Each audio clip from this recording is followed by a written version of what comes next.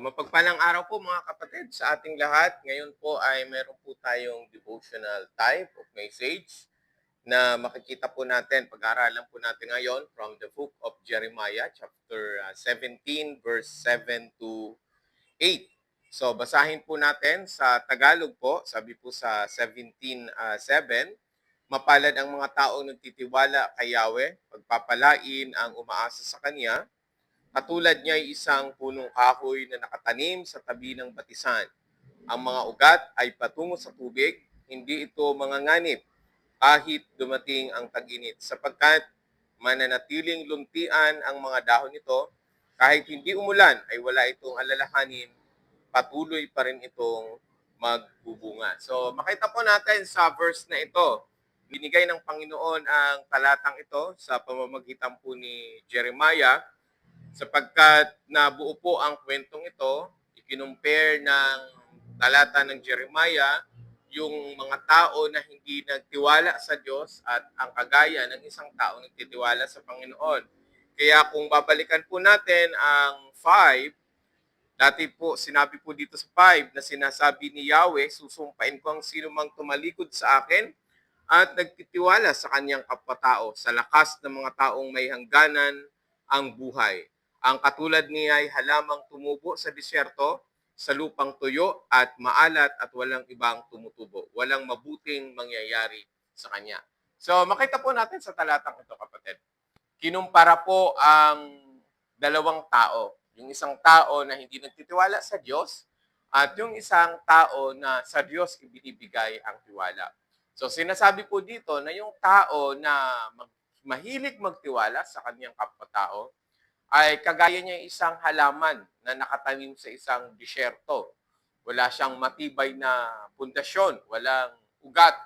Kaya ano man ang dumating pagsubok sa kanya, madali siyang matitinag, madali siyang nandulupaypay.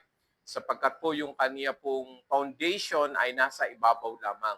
So kung makakakita po kayo ng mga puno na wala pong foundation ang ugat, walang lalim ang kanilang ugat, konting tangay po ng bagyo, ng hangin, ay nagigiba po kaagad yan. Sapagkat po wala pong malalim at walang direktang ugat na patungo sa tubig. Kaya siya ay kaagad-agad namamatay, nalulusaw at kalaunan po ay hindi tumatagal po ang punong ito. So pagdating po dito sa ating pong talata sa 7, so sinabi na po dito, yun na yung mga taong nagtitiwala sa ating Panginoon ay pagpapalain po sila, pagpapalain yung mga umaasa sa Diyos. Ito po yung tinutukoy po dito yung mga tao na sa Diyos ibinibigay ang kanila pong tiwala, hindi sa kanilang kapwa. Maari po yung mga taong tinutukoy po dito ay yung mga tao na sa sarili nilang lakas kumukuha, sa kanilang resources, sa kanilang karunungan, sa kanilang kaalaman. Ito po yung mga taong kumpiyansa sa kanilang sarili na kung saan akala nila ay walang hangganan, no? Yung kanila pong lakas at pinagkukunan. Pero kung mapapansin niyo po mga kapatid, sa panahong tayo ay umangat na, sa panahong tayo ay umayabang na, umaangat na yung ating pride, doon papatunayan ng Diyos na mababaw ka. Doon papatunayan ng Diyos na baliwala yung lakas mo sapagkat hindi ka nagtiwala sa Diyos. Sapagkat ang tiwala mo ay nilagay mo sa iyong sariling lakas at kakayanan. So mga kapatid, ang katulad daw po ng isang punong kahoy na nakatanim sa tabi ng batisan, ito po yung mga taong nagtitiwala sa Panginoon. So kailangan po natin palaguin. So growing our faith deeper. So magbibigay po ako ng tatlong pointers kung paano po natin mapapalago ang ating pananampalataya para sa Panginoon na kagaya natin ay katulad ng sinasabi po dito na tayo isang punong kahoy na nasa tabi ng batisan. Sapagkat sabi dito ang ugat ay patungo sa tubig, hindi po manganganib kahit dumating ang tag-init. Ito po ay magiging matibay, mananatiling luntian ang mga dahon nito. Kahit hindi umulan ay wala itong alalahanin at patuloy itong magbubunga. So, we need our faith deeper. Kailangan po yon. So, growing in faith deeper, so we grow our faith when we are confident in trusting Him. Yan po yung number 1 point, mga kapatid. Ang tawag po dyan is unshakable confidence. Kaya, sabi nga ng 7, mapalad ang taong nagtitiwala kay Yahweh, pagpapalain ang umaasa sa Kanya. So tumataas at lumalago ang ating pananampalataya if you are confident in trusting Him, in trusting God. So, papaano po? Ito po dito, tumitibay po tayo mga kapatid, if once na tayo po ay lagi pong nagpapakalalim at nakikipag-usap lagi sa Panginoon. Kaya nga, trust in the Lord with all your heart, with all your mind, with all your soul. Do not depend on your own understanding things. In all your ways, acknowledge Him, and He will direct your path. So yung may mga bagay po talaga mga kapatid na mas matibay ang iyong pananampalataya, lumalago ang iyong pananampalataya kapag ka ikaw ay mas lalong nagtitiwala sa Diyos at sa panahong ikaw ay may pinagdadaanan, ikaw po ay lumuluhod sa pananalangin sa Panginoon. So, pangalawa po, we grow our faith when we are rooted in God's Word. Hindi lang po tayo basta nananalangin, hindi lang po tayo nagtitiwala sa Diyos, kundi tayo po ay rooted ng salita ng Diyos. So, mayroon tayong malalim na resources. Kaya pagdating doon sa 17:8, sabi doon, they will be like a tree planted by the water that sends out its root. Lumalim, malalim po ang ugat na ating pong pinagkukuhanan at ang ugat na ito ay patungo po sa ating source of water.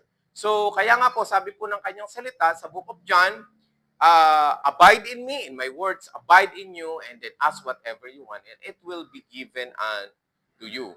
Kaya sabi po ng kanyang salita, because without Him, we can do nothing. Yun po yung sinasabi ng salita ng Panginoon, ano? Kaya lumalago ang ating pananampalataya if we are rooted in God's Word. Kaya po, hindi lamang po tayo basta nananalangin sa Panginoon, kasama po ang pagbabasa ng salita ng Diyos. Amen? Doon po tayo lumalago. Doon lumalago ang ating pananampalataya. So, pangatlo po, so we grow our faith when we put into practice. Sabi po sa James, faith without action is death. Kailangan po mga kapatid, may tinatawag tayong sustainable fruitfulness. Nagiging sustainable ang ating pong fruit if once you put it into practice. Nilalakaran ang pananampalataya, kapatid.